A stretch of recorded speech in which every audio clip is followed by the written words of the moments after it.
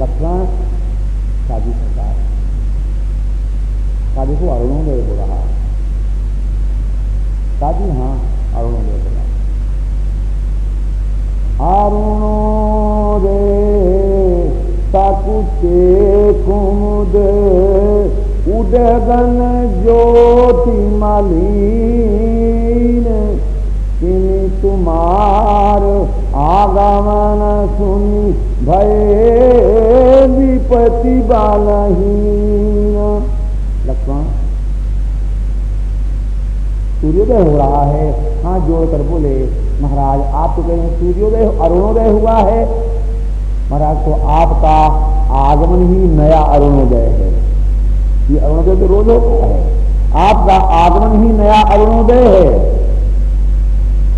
और अरुणोदय होते ही तुम्हें सोम फटने लगता है, जैसे आपके आते ही समस्त चमकते हुए जो राजा थे वो कुछ बलहीन हो गए। जैसे नक्षत्र मंडल तभी तक चमकता है जब तक अरुणोदय नहीं, और अरुणोदय होते ही अरुण जो है वो सूर्य का सारथी और शिष्य है। आध्यात्मिक क्षेत्र के महानुभाव लोग एक ऐसा अपने चारों ओर मंडल रखते हैं जो दिव्य होता है और जो उनकी रक्षा भी करता है और जो उनसे रक्षित भी करता है। तो सूर्य के चारों ओर एक ऐसा मंडल है जो प्रकाशमय है, वो सूर्य की रक्षा भी करता है और सूर्य से रक्षित भी। नारायण आपके आगमन से राजा सब बलहीन हो गए हैं। एक बात है, अब सूर्य का उदय होने वाला है, तो कौन सा सूर्योदय होगा? का तब भुजबल महिमा उदघाटी विगति जनु प्रकटन विधि पाती। महाराज अब सूर्योदय होने वाला है, अब तो भुजबल महिमा उदघाटी, आपके भुजबल रूपी उदयाचल से आपके बाहुबल रूपी सूर्य का प्राकट्य होने वाला है, एक नया सूर्योदय होने वाला है। तो भगवान ने कहा जब अरुणोदय होगा तब न सूर्योदय होगा। लक्ष्मण जी इस बात को नहीं समझे कि भगवान क्या कह रहे हैं। कहा जब अरुणोदय होगा तभी सूर्योदय होगा। उनका महाराज और तभी जो है कमल भी खिलेंगे, और तभी जो है घोड़े भी प्रसन्न होंगे, और तब पक्षी भी कूदेंगे, और तब चकवा चकवी भी प्रसन्न होंगे।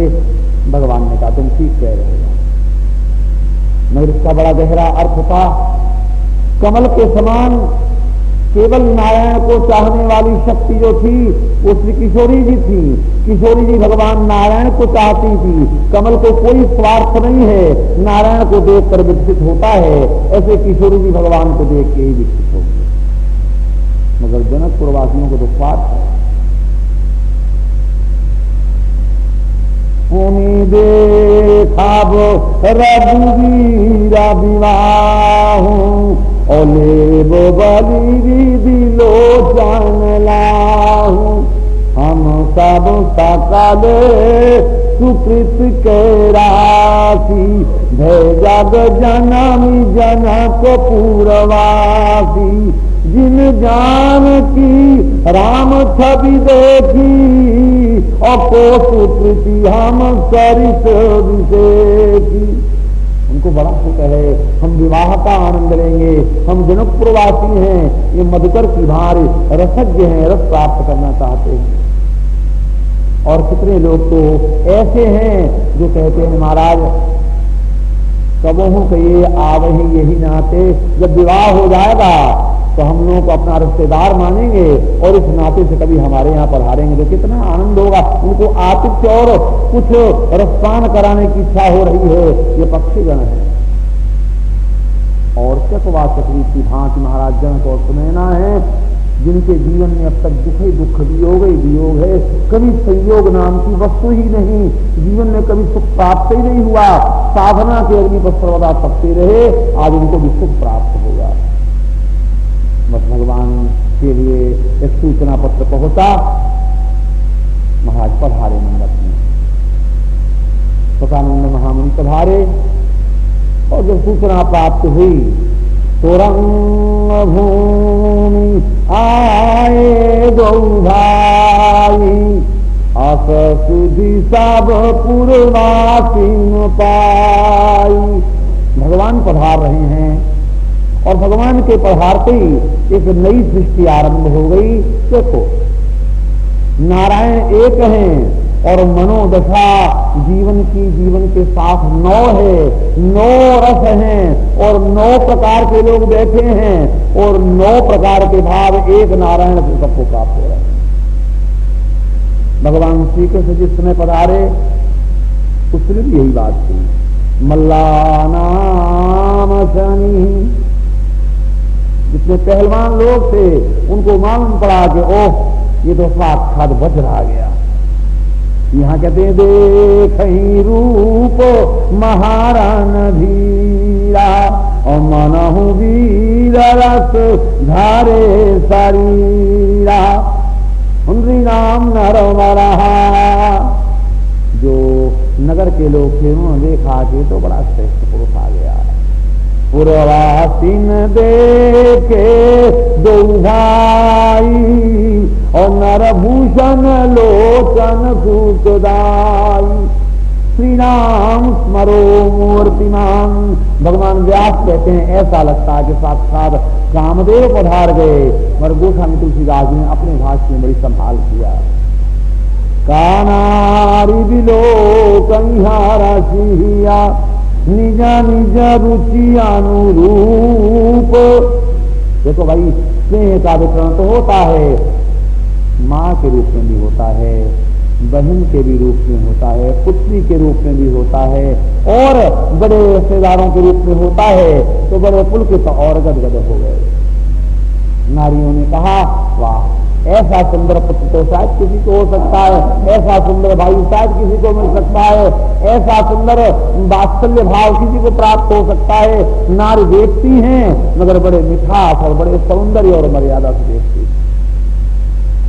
यनु सोहत श्रृंगार धरी मूर्ति परम अनूप। तो मल्ला नाम अशनि निनाम नरवरहा श्रीनाम स्वरो मूर्तिमान गोपानाम स्वजनो। गोपों ने देखा तो हमारा कोई रिश्तेदार रहा है। कभी जनक जाति अवलोकहीं कैसे और सजन सजे प्रिय लागहीं जैसे गोपानाम स्वजनो। गोपों को ऐसा मालूम पड़ा कि अपना स्वजन और विराट विदुषाओं और जितने विद्वान लोग थे उन्होंने देखा तो विराट पुरुष आ रहा है। विदुषण प्रभु विराट ने दीसा और बहुमुख कर पगलोचन सीसा। और सपित्रो शिशु महाराज जनक को और सुनने को तो ऐसा लगा कि हमारे गोदी का खिलौना ही आ गया है। महाराज जनक सुने ना वात्सल्य से भर गए और मालूम पड़ा कि हमारा मनोरथ पूर्ण हो गया है। तत्वम परम योगिनाम। योगियों को मालूम पड़ा कि परम तत्व आ गया। योगी न परम तत्व में भाषा शांत शुद्ध सन सहज प्रकाशा।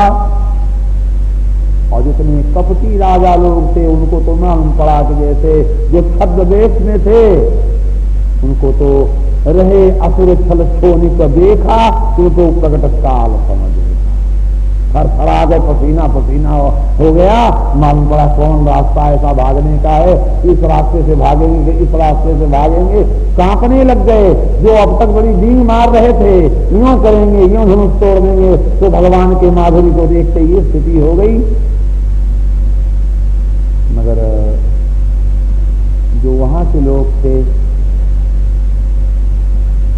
दर्शक लोग भक्त लोग उनको मालूम पड़ा हमारा इष्ट आ गया। हरि भक्त न देखे जो भ्राता इष्ट देव इव सब सुखदाता। मगर एक बात भगवान व्यास से ज्यादा लिखा जो स्वामी जी ने तो लोगों ने पूछा श्री किशोरी जी आप क्या देख रही हैं, आप बतावें हम क्या लिखें। राम ही बहुत जाय जय सिया।